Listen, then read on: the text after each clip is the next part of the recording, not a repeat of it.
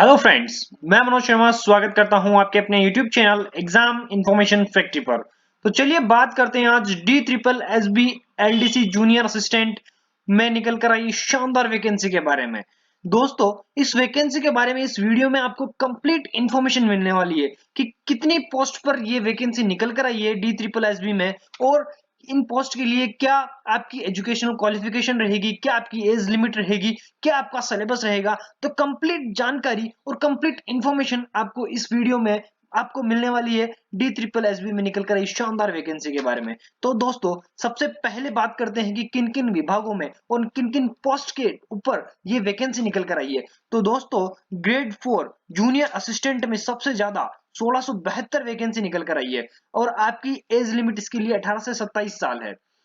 इसके अलावा LDC LDC typist की वैकेंसी निकल कर आई है। इसके अलावा एलडीसी, इसके अलावा स्टेनोग्राफर की वैकेंसी निकल कर आई है। असिस्टेंट ग्रेड फर्स्ट की वैकेंसी निकल कर आई है 104। जूनियर असिस्टेंट की वैकेंसी निकल कर आई है 40। जूनियर असिस्टेंट टूरिज्म की वैकेंसी निकल कर आई है 30। Junior assistant pollution control committee में 28 वैकेंसी निकल कर आई है। जूनियर स्टेनोग्राफर की वैकेंसी 20 निकल कर आई है, और जूनियर स्टेनोग्राफर के लिए आपकी एज लिमिट जो है वो 18 से 30 साल काउंट की जाएगी। बाकी इन सभी पोस्ट के लिए 18 से 27 साल आपकी एज लिमिट है, लेकिन जूनियर असिस्टेंट के लिए आपकी एज 18 से 30 साल रहेगी। इसके अलावा स्टेनोग्राफर के लिए 14 पोस्ट निकल कर रही है, और आपकी एज 18 से 27 साल रहेगी। जूनियर असिस्टेंट के लिए आपकी एज 10 साल, पोस्ट 10 साल, और आपकी एज जो है वो 18 से 27 साल काउंट होगी। स्टेनोग्राफर ग्रेड सी के लिए आपकी 5 पोस्ट निकल कर रही है। जूनियर स्टेनोग्राफर हिंदी में आपकी 2 पोस्ट निकल कर रही है। इसी के अलावा जूनियर स्टेनोग्राफर इंग्लिश में आपकी 2 पोस्ट निकल कर रही है। अब आगे बात करते हैं इस वैकेंसी की टोटल पोस्ट के बारे में। तो दोस्तों, ये डिफरेंट डिफरेंट डिपार्टमेंट्स में आपके 2354 टोटल पोस्ट निकल कर आई है, जिसमें से 1672 तो अकेले ग्रेड 4 में थी आपकी वैकेंसीज। ठीक है, तो टोटल पोस्ट हो गई 2354। फीस क्या लगने वाली है? तो दोस्तों, जनरल, ओबीसी और ईडब्ल्यूएस कैंडिडेट्स के लिए 100 रुपए फॉर्म फीस चार्ज की गई है, और वहीं जो बाकी अदर कैटेगरी के कैंडिडेट्स हैं, एससी, एसटी और बाकी अदर कैटेगरी कैंडिडेट्स, उनके लिए कोई भी फॉर्म फीस नहीं चार्ज की जाएगी। और आपकी बहुत सी एज लिमिट की बात करते हैं तो कुछ पोस्ट के लिए 18 से 27 साल एज लिमिट है, और कुछ पोस्ट के लिए 18 से 30 साल एज लिमिट है। वो मैंने आपको ऊपर बता दी कि कौन सी पोस्ट के लिए 18 से 27 साल है और कौन सी पोस्ट के लिए 18 से 30 साल है। एज जो है आपकी काउंट की जाएगी 7 फरवरी 2024 से। 7 फरवरी 2024 से आपकी एज काउंट की जाएगी, और एज में छूट ओबीसी कैंडिडेट्स को 3 साल का, वहीं एससी और एसटी कैंडिडेट्स को 5 साल का एज में आपको छूट देखने को मिलेगा। और आपकी क्वालिफिकेशन की बात करें तो 12th पास कैंडिडेट्स इसके लिए अपना फॉर्म अप्लाई कर सकते हैं। 12th पास कैंडिडेट्स, अगर आपने किसी भी स्ट्रीम से 12th पास कर रखा है तो आप इसके लिए एलिजिबल हैं। और हाँ, अगर आप ऑल इंडिया वैकेंसी है, अगर आप भारत में किसी भी जगह से हैं तो भी आप इसके लिए फॉर्म अप्लाई कर सकते हैं। ये जरूरी नहीं है कि अगर आप दिल्ली के हैं निवासी तो ही आप फॉर्म अप्लाई कर सकते हैं। आप भारत के कहीं से भी हैं तो आप अपना फॉर्म इसके लिए अप्लाई कर सकते हैं।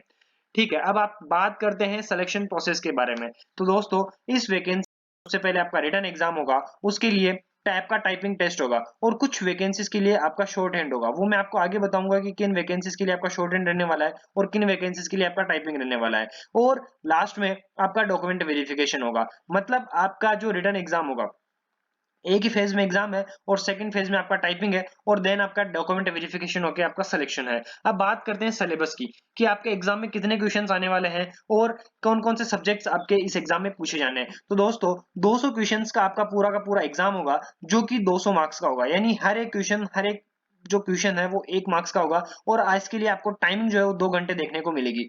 तो सबसे पहले बात करते हैं कि कौन कौन से सब्जेक्ट से कितने कितने क्वेश्चंस आने वाले हैं। रीजनिंग से आपके 35 क्वेश्चंस आने वाले हैं, मैथ से आपके 35 क्वेश्चंस आने वाले हैं, जीए जनरल अवेयरनेस से आपके 35 क्वेश्चंस आने वाले हैं, हिंदी से आपके 35 क्वेश्चंस आने वाले हैं, वहीं इंग्लिश से आपके 35 क्वेश्चंस आने वाले हैं, और कंप्यूटर से भी 25 क्वेश्चंस आने वाले हैं। और इसके साथ साथ आपके इस एग्जाम में नेगेटिव मार्किंग भी रखी गई है, जो कि 0.25 की नेगेटिव मार्किंग है। तो दोस्तों, 0.25 की नेगेटिव मार्किंग है। अगर आपका एक क्वेश्चन गलत होता है तो आपका 1/4 नंबर आपका काट लिया जाएगा।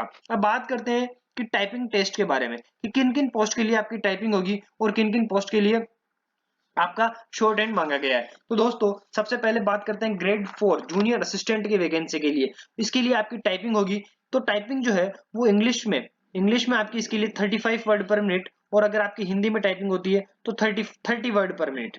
तो इंग्लिश में आपकी 35 और हिंदी में 30 वर्ड पर मिनट ग्रेड 4 वैकेंसी के लिए टाइपिंग मांगी गई है। वहीं एलडीसी के लिए जो भी एलडीसी की पोस्ट है उनके लिए भी 35 वर्ड पर मिनट और हिंदी में 30 वर्ड पर मिनट टाइपिंग मांगी गई है। इसके अलावा स्टेनोग्राफर की वैकेंसी की बात करते हैं तो स्टेनोग्राफर की जो वैकेंसीज है उसके लिए शॉर्ट हैंड में मांगा गया है। उसमें आपका 80 वर्ड पर मिनट शॉर्ट हैंड मांगा गया है। वहीं आपकी इसमें टाइपिंग जो है वो भी मांगी गई है 40 वर्ड पर मिनट इंग्लिश की और 35 वर्ड पर मिनट हिंदी की टाइपिंग मांगी गई है असिस्टेंट जो स्टेनोग्राफर का एग्जाम उसके लिए। वहीं एलडीसी की बात करें तो एलडीसी के लिए वही 35 वर्ड पर मिनट इंग्लिश की टाइपिंग और हिंदी की टाइपिंग 30 वर्ड पर मिनट। इसके अलावा जूनियर स्टेनोग्राफर के लिए आपका शॉर्ट एंड 80 वर्ड पर मिनट और वहीं इसके लिए इंग्लिश की टाइपिंग 40 वर्ड पर मिनट आपकी मांगी गई है। इसके अलावा जूनियर असिस्टेंट की वैकेंसी